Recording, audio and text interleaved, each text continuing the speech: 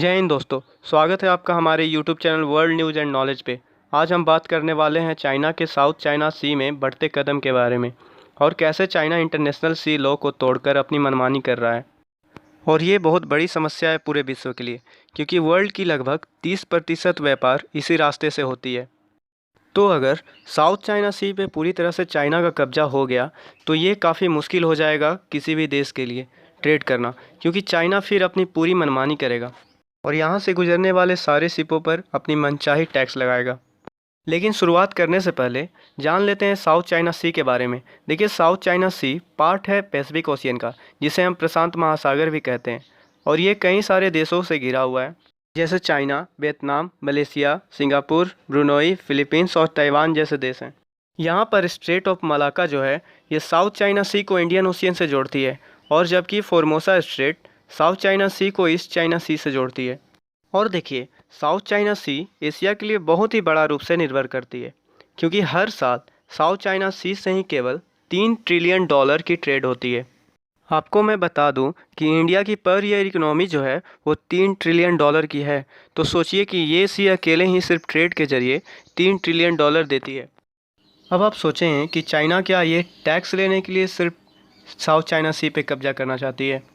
नहीं, ऐसा नहीं है, क्योंकि देखिए साउथ चाइना सी जो है, यहाँ पर कई तरह के रिसोर्सेज पाए जाते हैं, जैसे ऑयल, नेचुरल गैस और कई तरह के मिनरल्स जो है यहाँ पर बहुत ज़्यादा मात्रा में है। और यहाँ पर फिशिंग और कई तरह के समुद्री प्रोडक्ट जो हैं, ये सब लेने के लिए चाइना इंटरनेशनल लॉ को तोड़ रहा है। और देखिए, इन सब रिसोर्सेज को कोई भी देश निकालना चाहेगा और अपने देश के इकोनॉमी को डेवलप करना चाहेगा।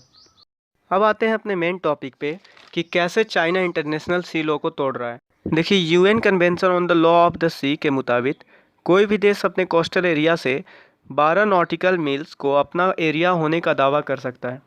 उसी तरह पहले 200 नॉटिकल मील को वो अपने देश का हिस्सा के रूप में समझकर कोई भी नेवी, आर्मी और एयरफोर्स डिप्लॉय कर सकता है।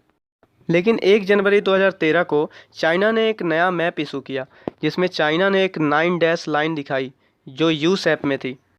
और यहाँ पर आप जो इस इमेज में साउथ चाइना सी के ऊपर जो रेड कलर की लाइन देख रहे हैं, वो 9 डैश लाइन है। और ये चाइना बताता है कि ये 1947 से पहले की मैप है, ये हमारा हिस्टोरिक एरिया है चाइना का।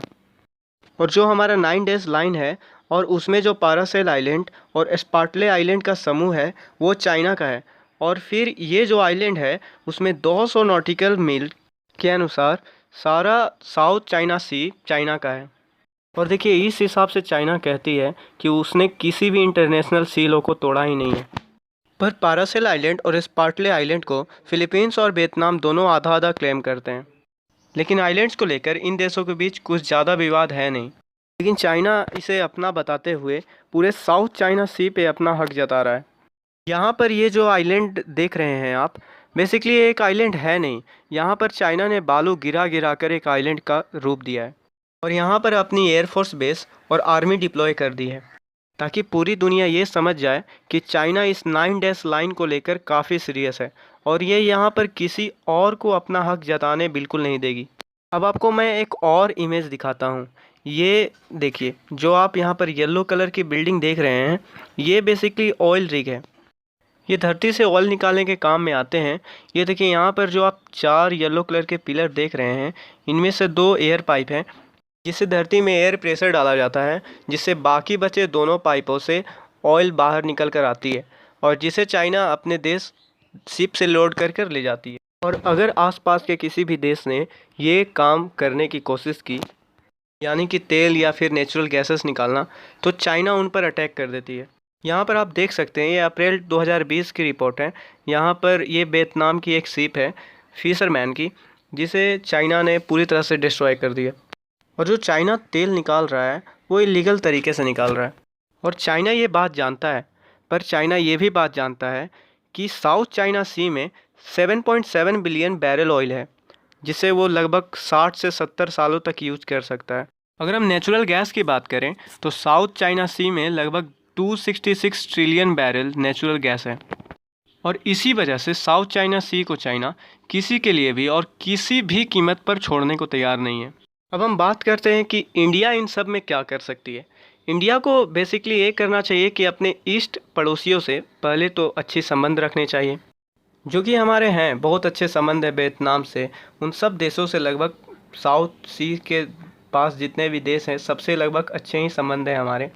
और उन्हें हमें ये कहना चाहिए कि आप ये काम हमें दे दें, हम 50-50 पार्टनरशिप कर लेते हैं। अब इससे क्या हुआ कि चाइना को एक कॉम्पिटिटर मिल जाएगा और इंडिया को भी तेल के लिए मिडिल ईस्ट पर निर्भर रहने की ज़रूरत नहीं पड़ेगी। और इंडिया ये भी कर सकती है कि वियतनाम को ब्रह्मोस मिसाइल दे दे। और देखिए, ब्रह्मोस मिसाइल जो है वो शिप, सबमरीन, एयरक्राफ्ट और लैंड से भी लॉन्च किया जा सकता है। और इसकी सबसे ख़ास बात तो ये है कि ये रडार में आती भी नहीं है। और देखिए, भारत के इस ब्रह्मोस मिसाइल से चाइना काफ़ी डरती है, क्योंकि एक बार तो उन्होंने रडार बना भी लिया था जो ब्रह्मोस को ट्रेस कर पाए, लेकिन डर्डो ने दोबारा ब्रह्मोस को डेवलप किया और इसे इस लायक बनाया कि ये रडार में आए ही नहीं। तो आज की वीडियो यहीं ख़त्म हुई। अगर आपको हमारा वीडियो पसंद आया हो तो वीडियो को लाइक करें, चैनल को सब्सक्राइब करें और अपने दोस्तों को शेयर करें। तब तक के लिए जय हिंद।